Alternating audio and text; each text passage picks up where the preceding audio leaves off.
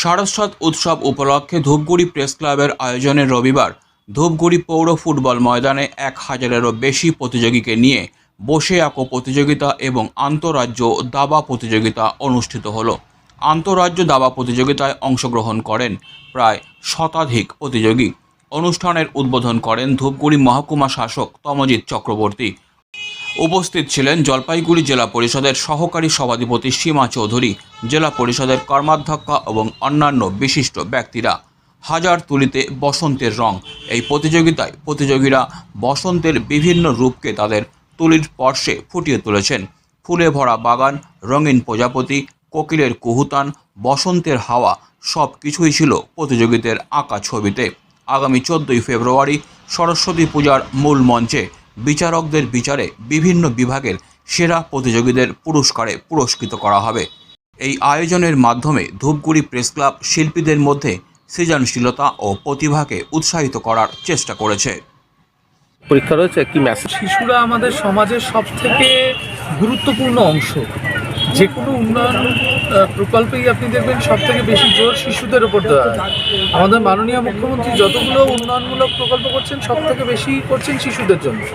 সুতরাং আপনারা যে হাতে খড়ি দেওয়ার জন্য, যারা অভাবী পরিবারের বাচ্চাদের হাতে খড়ি আপনারা দেওয়ার ব্যবস্থা করছেন, বা এরকম বড় একটা বসে আঁকো প্রতিযোগিতা করেছেন, দাবা প্রতিযোগিতা এখন চলছে, আপনাদের এই উদ্যোগ নিশ্চয়ই প্রশংসনীয়।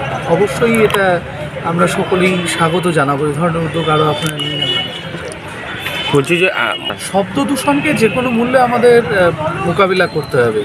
এটা আমাদের নিজেদের বোঝার ব্যাপার রয়েছে। মানে প্রশাসনিক ব্যবস্থা গ্রহণ যেমন ইম্পর্টেন্ট, সেটা আমরা করছি, কিন্তু তার সাথে সাথে নিজেদের সচেতনতা কেন থাকবে না? আমাদেরই তো ঘরের সন্তানরা, তারা অ্যাপিয়ার করছে উচ্চ মাধ্যমিকে, জীবনের দ্বিতীয় বড় পরীক্ষা।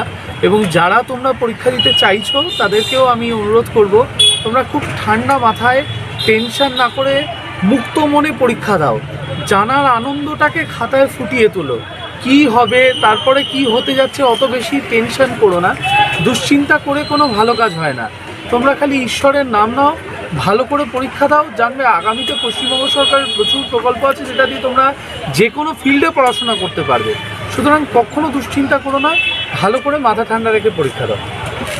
আমাদের ধূপগুড়ি প্রেস ক্লাবের 2024 সালের সারস্বত উৎসবকে কেন্দ্র করে আজকে বসে আঁকো প্রতিযোগিতা অনুষ্ঠিত হলো। আমাদের আহ্বান, হাজার হাতে হাজার তুলির টানে বসন্তের রং। এই আহ্বানে সাড়া দিয়ে 1000-এর বেশি শিশু কিশোর শিল্পীরা ধূপগুড়ি ফুটবল ময়দানে বসে তারা অঙ্কন চিত্র শুরু করেছে প্রায় শেষ পর্যায়ে। আপনার নাম এবং আপনি কোন দায়িত্বে রয়েছেন? সঞ্জিত দে, সভাপতি, ধূপগুড়ি প্রেস ক্লাব।